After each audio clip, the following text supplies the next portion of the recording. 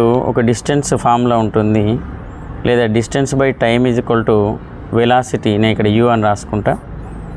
So దీని నుండి నేను ఏం తీసుకుంటానంటే, so distance d is equal to u into టీగా రాసుకోవచ్చు. ఇక్కడ డిస్టెన్స్ ఏంటంటే నేను అనుకున్నటువంటి సెకండ్ ఆర్ మ్యాక్స్ అనుకుంటాను. ఇక్కడ యూ ఇంటూ టీ అని రాస్తాను. సో యూ ఇంటూ టీ అంటే నాకు తెలుసు కదా, ఇది ఈ టీని ఇక్కడ సబ్స్టిట్యూట్ చేస్తున్నాను 2h/g. So second are max is equal to ఒక ఫార్ములా అయితే వచ్చింది నాకు. So second are max is equal to ఈ యూని కూడా రూట్లోకి తీసుకెళ్తే మనకి 2h ఇంటూ u²/g అనే ఒక ఫామ్లోకి వస్తుంది. ఎందుకు ఇలా రాశాను నేను? u²/g అంటే నీకు ఇక్కడ ఈక్వేషన్ నెంబర్ 1లో 32 మీటర్స్ అని ఉంది. హెచ్ అంటే ఏంటి? 25 metres. So H value u²/g value substitute కనుక చేసినట్టయితే ఇక్కడ 2 ఇంటూ హెచ్ అంటే 25 మీటర్స్ ఇంటూ u²/g అంటే 32 మీటర్స్. సో ఇదంతా మనం క్యాలిక్యులేట్ చేస్తే ఎంత వస్తుందంటే, మనం ఒక షార్ట్ కట్ ఫార్ములా ఇక్కడ తీసుకొచ్చుకున్నాము.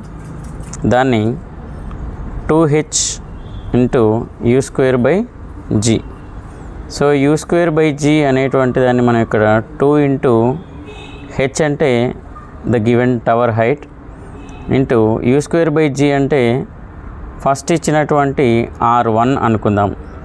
r1 ఈ r మ్యాక్స్ని మనం r2 అనుకుందాం. So r2 is equal to 2h into r1 అనే ఈ formula. This is the short cut formula for this kind of question. Short cut formula. So ఇందులో కూడా మనం ఇచ్చినటువంటి వాల్యూస్ను సబ్స్టిట్యూట్ చేస్తే మనకి డైరెక్ట్గా ఆన్సర్ వస్తుంది. 2 ఇంటూ హెచ్ అంటే టవర్ యొక్క హైట్ 25 మీటర్స్ ఇంటూ r1 అంటే మొదటగా మ్యాక్సిమం డిస్టెన్స్ ఇవ్వడం జరిగింది క్వశ్చన్లో, దట్ ఈస్ 32 మీటర్స్. అంతా మల్టిప్లై చేస్తే మనకి 1600 అవుతుంది. సో 1600ని మనం 40 ఇంటూ 40గా రాసుకోవచ్చు. సో నా 40 మీటర్స్ అనేటువంటిది మనకు సెకండ్ ఏదైతే ఉందో కావాల్సినటువంటి